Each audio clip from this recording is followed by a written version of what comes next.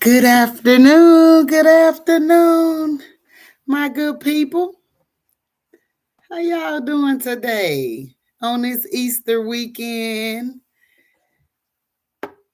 Resurrection weekend? How y'all doing?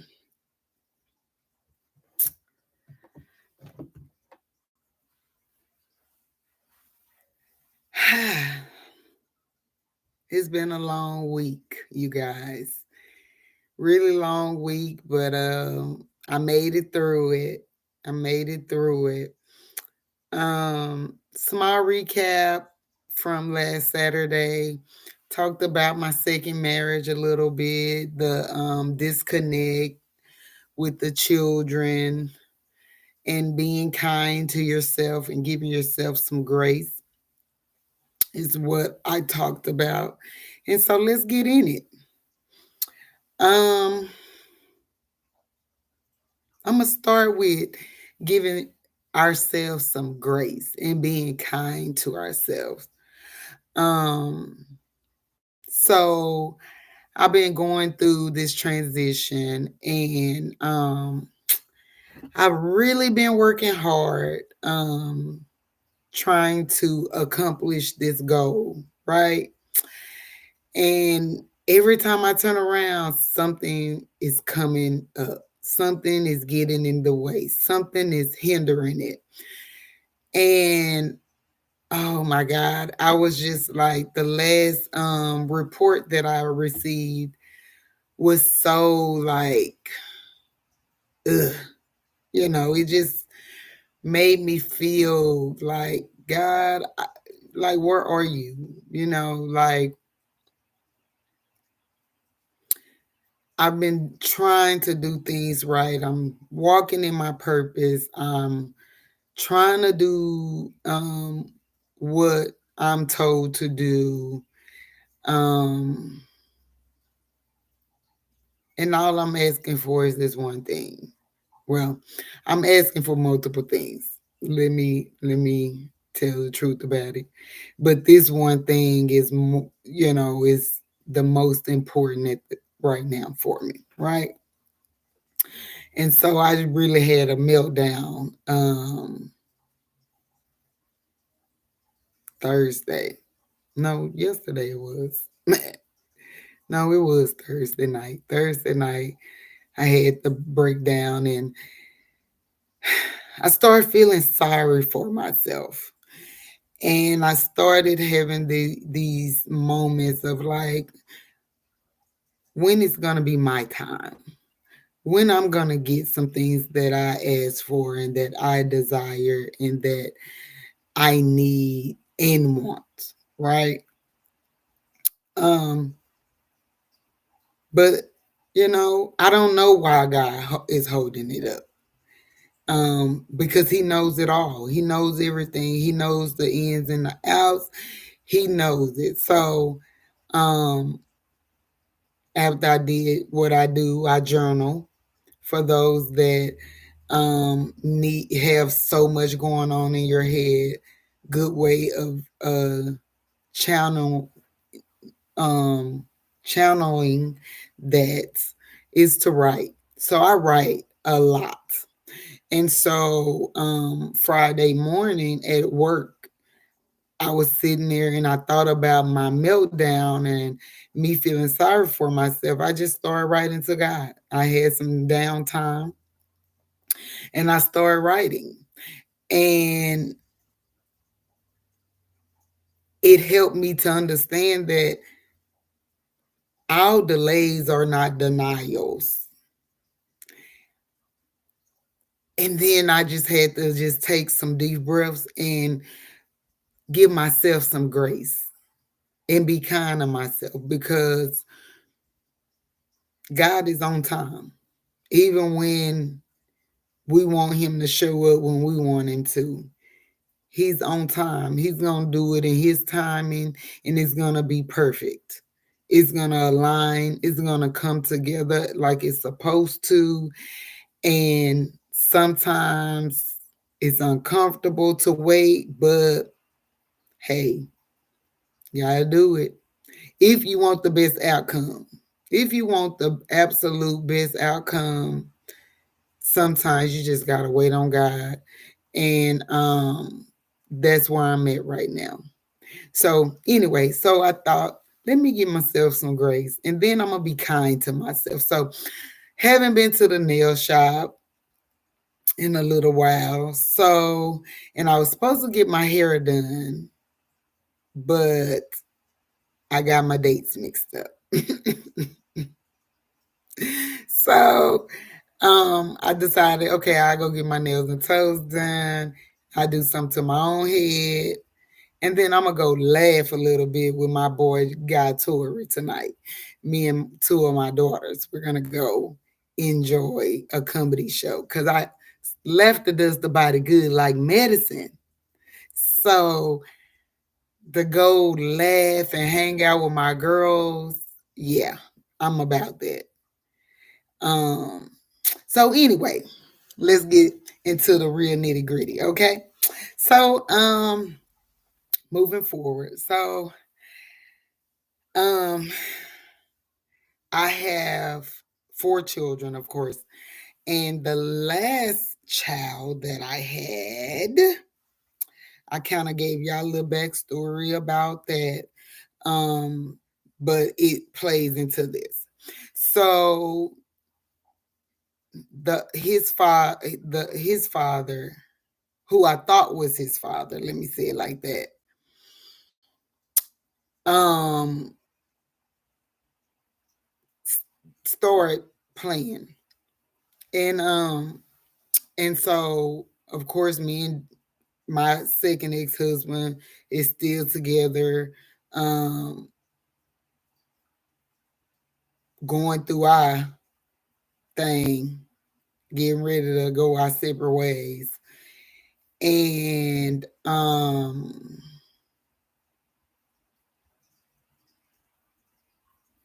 actually I think I'm behind a little bit. No, yeah, behind a little bit. I'm like I told y'all before, excuse me, some things come back up, have to replay some things be buried, and you don't you have to go through some other parts of your life for other things to be jogged. Okay. So forgive me. But I'm gonna go back a little bit. So, like I said, my second ex-husband came into my life when my baby was like 6 months old. And then you know, the guy that I thought was his dad kind of like really wasn't there. It was starting to be a problem with reaching him, getting help from him, things like that. And I don't understand that um with men, with no one really, but it's more on the guy side that I've heard the most and experienced the most from. If I'm in another relationship, and I really need men to understand this, like in real life, like this is yeah, some grown folk stuff. If we don't work out, but we have children together, and especially if we have children together that we are still responsible for, which means that they're still up under our household, under our roof, and we have to take care of them because they're not adults yet. Okay. Because I get with someone else in a different relationship, married or whatever, that does not negate your responsibilities.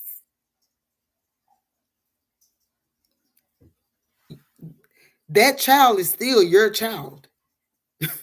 You still have to provide for that child. Like the mindset of people and men in general, blows my mind. If you have a child by a woman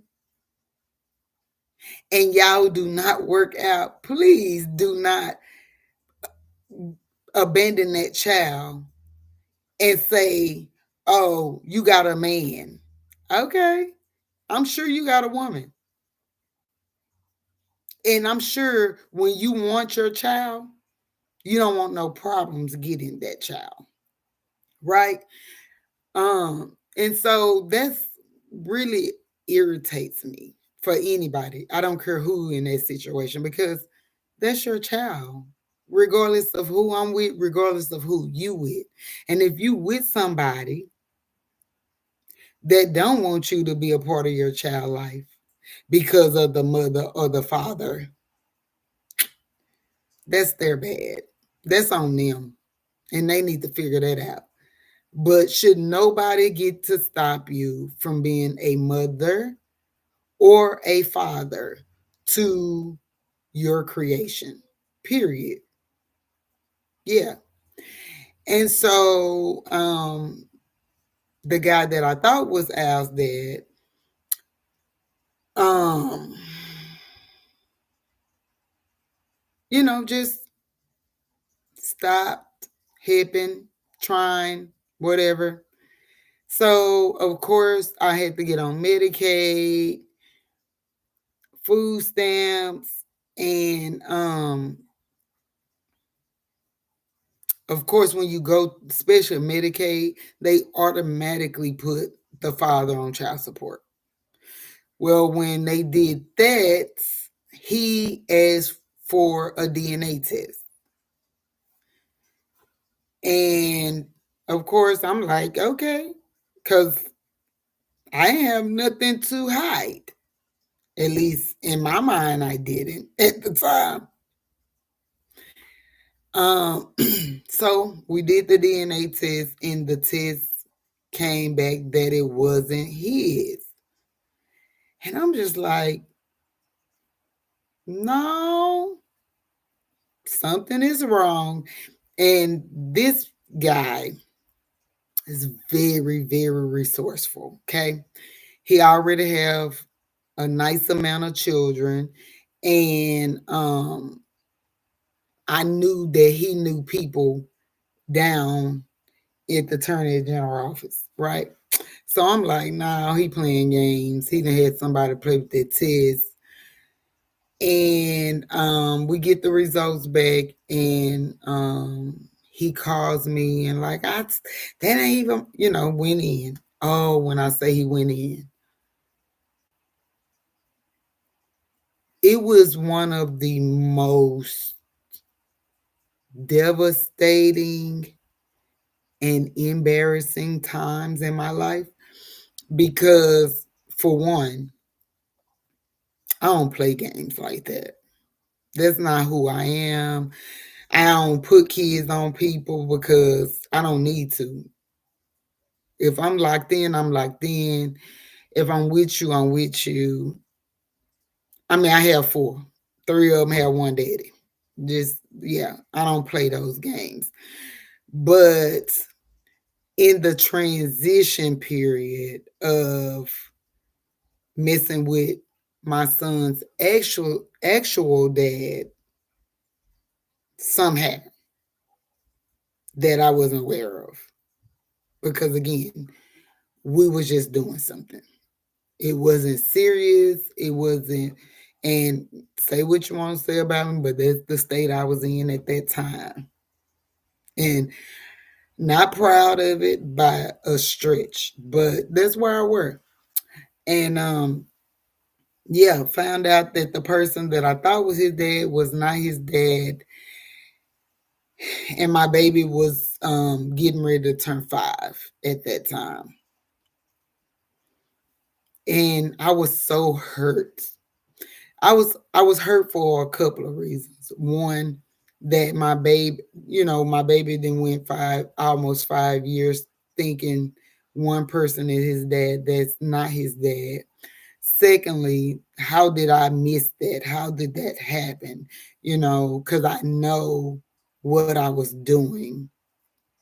Um, three, how the guy dealt with me because of it. Oh, he talked so bad. And so, I had to really replay things and really try to figure out, like, because I'm not that person. So, like, I literally can say, okay, if it ain't this person, then it got to be this person. But how was it this person, right? So, reached out to the other person. They agreed to do the DNA. Come back, he's the dad. Let me tell y'all something. We're going to grow up around here. And for me, African American people, black folk, women and men, listen, we cause a lot of trauma, hurt, and pain when we don't even have to, when we just have to speak up sometimes. This guy said, I felt like he was mine, but you said it was somebody else's, so I left it there. First off, how would you feel like it's yours when you knew that we was practicing safe, relations and things of that nature? So you knew something. And since you knew something, you should have said something. You should have said something. And I felt messed up about that because I'm like, you knew, you knew. It ain't that you felt it. You knew and you didn't say nothing. So you was willing to allow me, my son, to walk around with a lie when all you had to do is speak up. Because in all honesty, I did not know. I I really felt like the first guy was it because we was we was all in. We. And so anyways, found out like a few days after my baby turned 5 that he was his dad. And it is what it is. I just want fathers, mothers, if you have children, be a part of their lives. Quit. Everybody's busy. Everybody got things going on. Everybody is trying to figure life out. But what they got to do with you being a parent? No matter what I'm going through. I mean, and when I say no matter what, I'm talking about literally.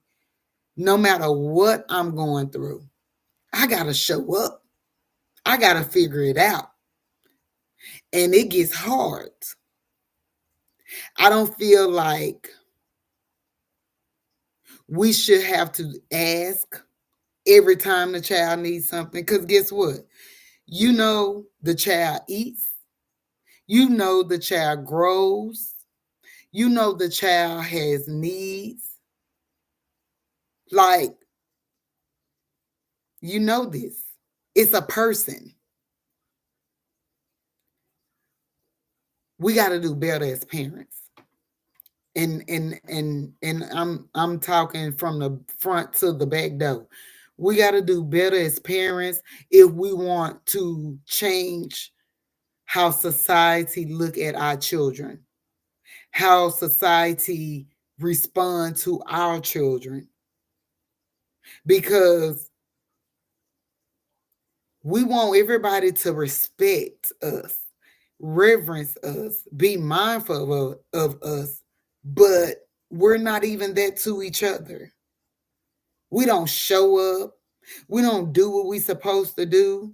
Somebody got to make us do things that we know we supposed to do. Some things, common sense, whatever, it coming, ain't coming, all that foolishness. If you father a child, you birth a child, that's your responsibility. And it's not your responsibility until they're 18 either. Like, this misconception is once they grown, they on their own, they gone. No. Because if that's the case, God should have left a lot of us long time ago because we been grown. So that's how I think about that.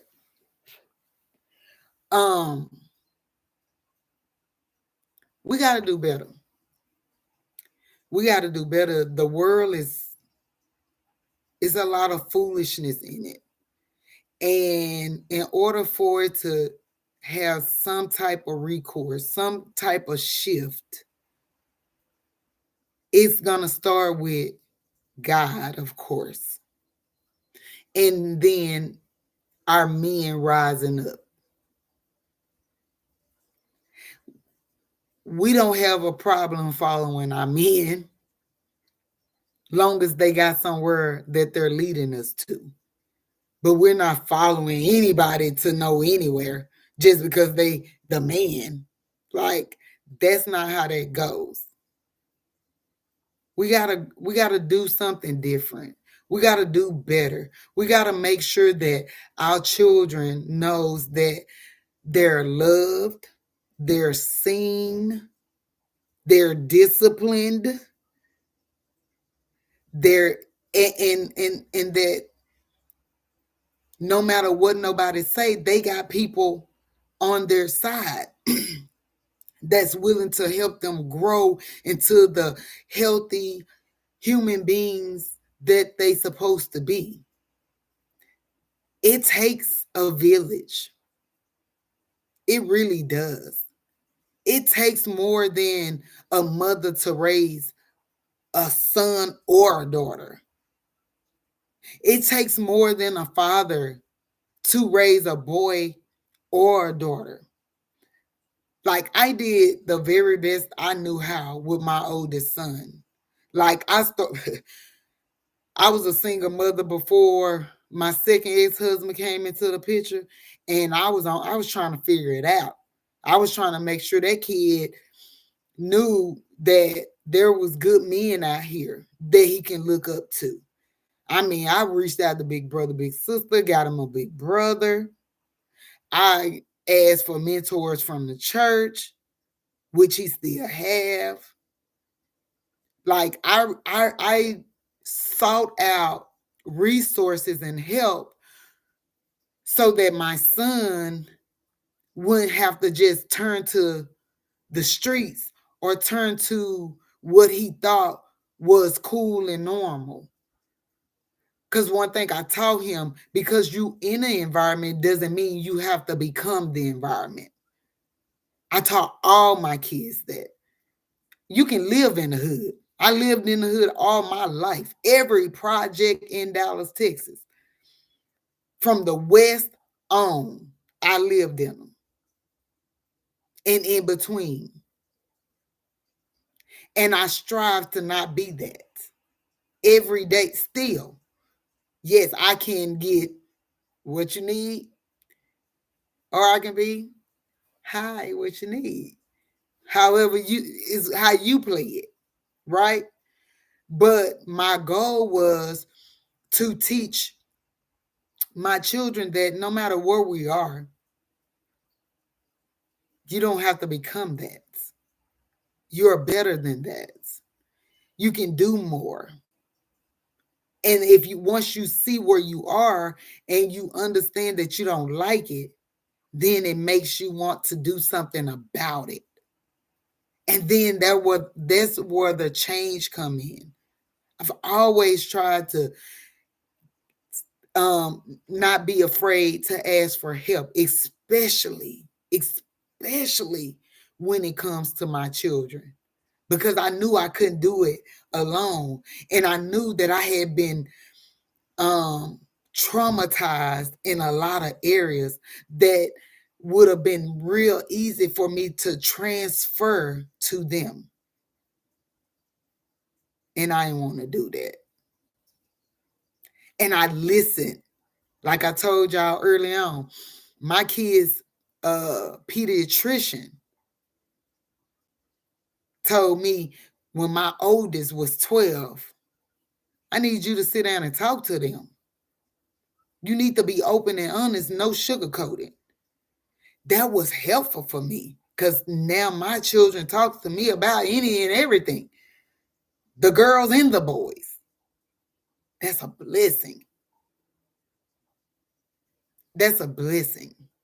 They don't have to hide nothing because I don't hide nothing from them. I'm careful about what they know, but I don't hide things, especially if it could be harmful. I don't hide it because we're gonna always try to keep a level of awareness. So, so I really need for us as a community to elevate our thinking. Because we're not with the fathers or the mothers, that doesn't take away our responsibility to our children. For real. We got to show up. And if we're doing it in the right spirit, right? If we're doing it in the right manner, it'll work out. Because the goal is the child. The best interest is the child. Now we can get along. Now we can have respectful conversations. We can be in each other's presence without being hostile and angry. We're capable of doing those things. But we need one another to A, hold each other accountable, B, be responsible, C, show up, and 4, always know that it takes all of us. It takes all of us.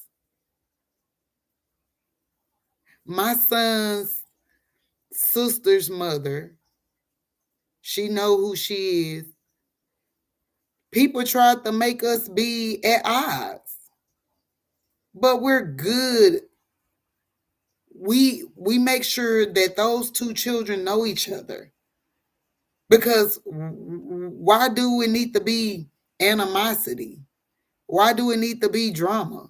Why do it need to be chaos? It doesn't need to be. For what? We got children by the same men. They sisters and brothers, whether we want them to or not. They are. So why be in feud with one another? There's no need for all that. Yeah, some relationships happen. Within relationships, things happen. I get the anger and frustration and stuff like that. Like, I understand it. I get all that. But even in that, we still got to grow up and be mindful of the children. Because at the end of the day, they the ones that ultimately suffer. They the ultimate people that get to deal with that. Let's normalize healthy relationships, healthy communication, healthy boundaries, healthy respect, healthy family units, even if it's not a mom and dad in the house. Even if I really hoped and wished for me and my first husband to be really cool, even though we wasn't together. But some people you just can't be, because we all hold on to different things. And our children are grown. So, of course, he feels like there's no real need for it. And I agree for the most part. But at the same time, I guarantee our children will be better, happier, healthier if we got along, if we was, I mean, and we not feuding, nothing like that, but we really don't. There's no real conversation. The mere high is all that we get from one another. And, it is what it is. But by me trying to teach my children to do things different, I'm always trying to do things different.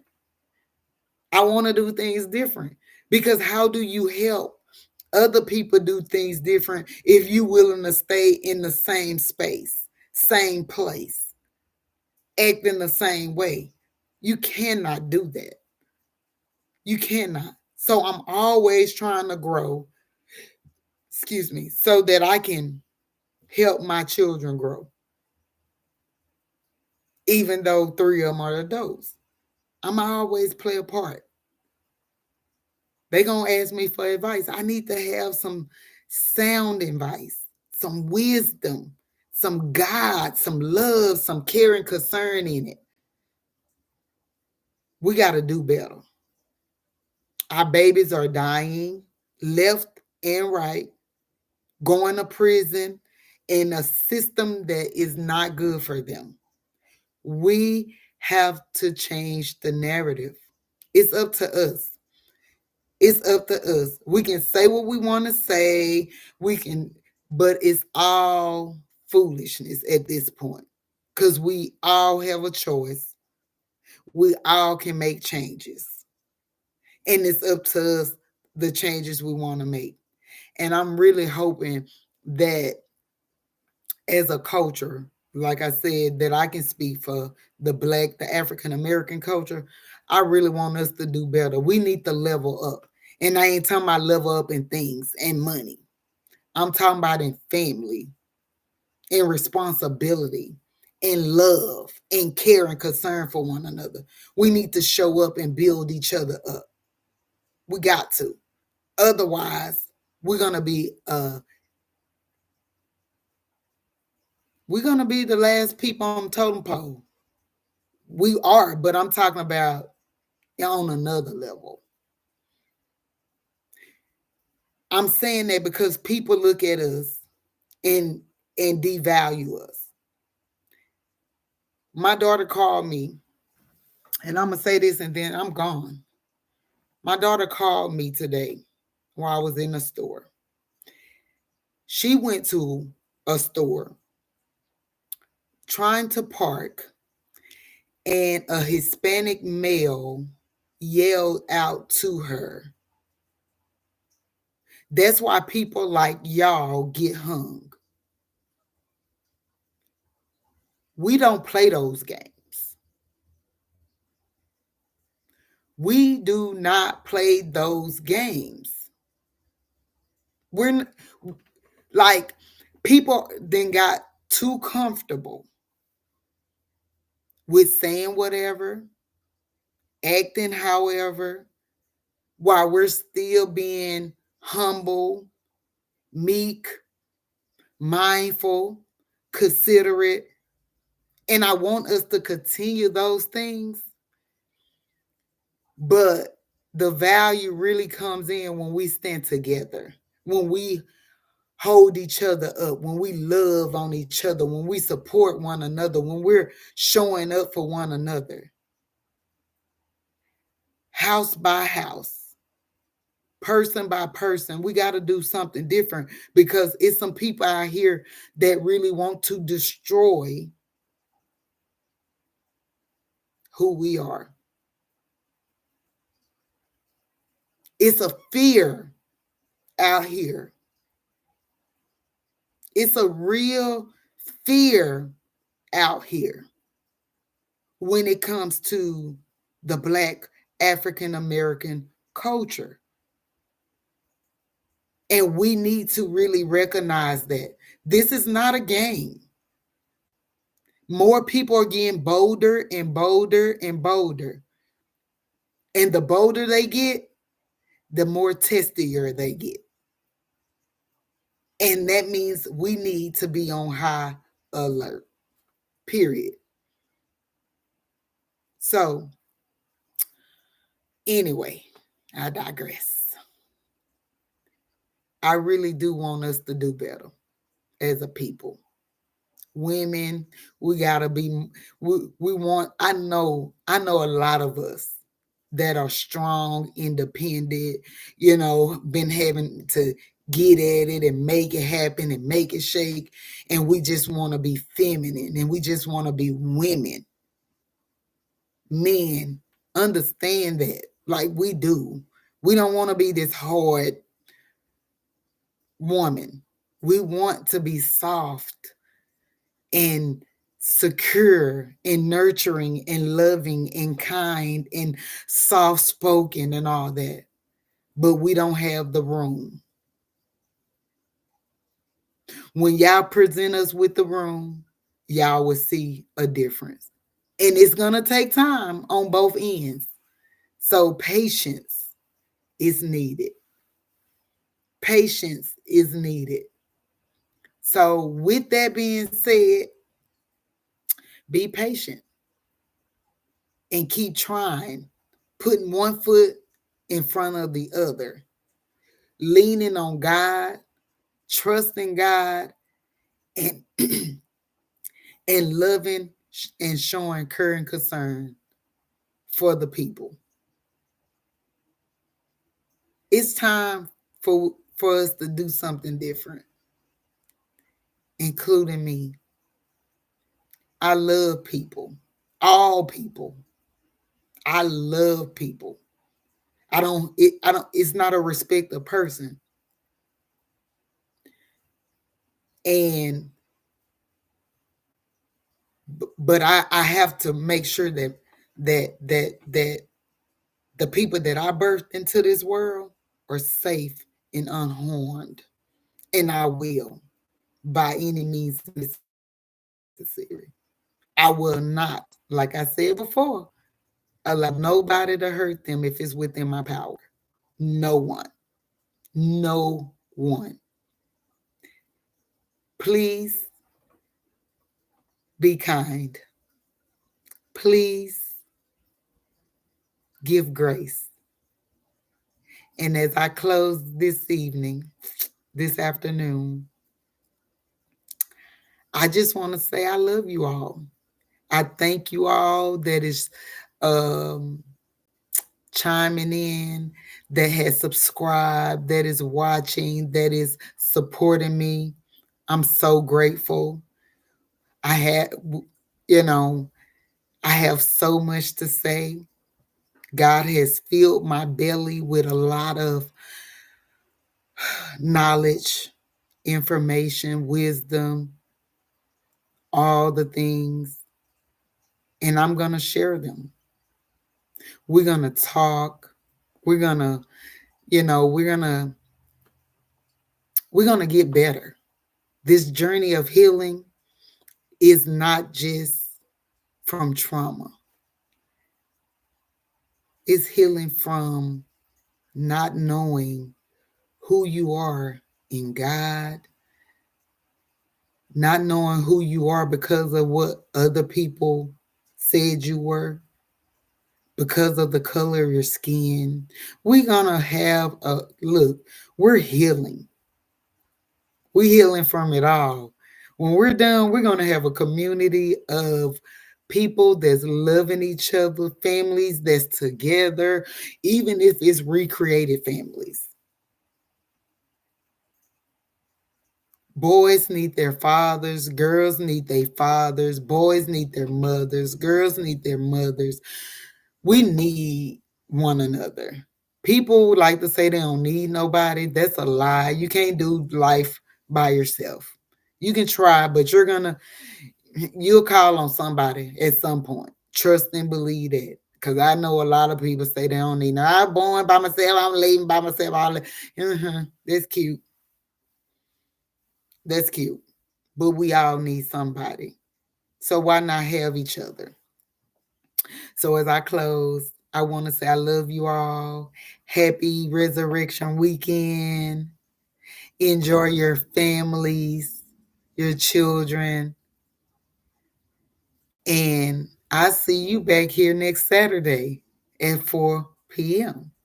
Like, share, subscribe, comment, invite folks, and let's get people looking and hearing from my heart, from my soul, so that we can heal properly, whole, together. I love you guys. Bye for now.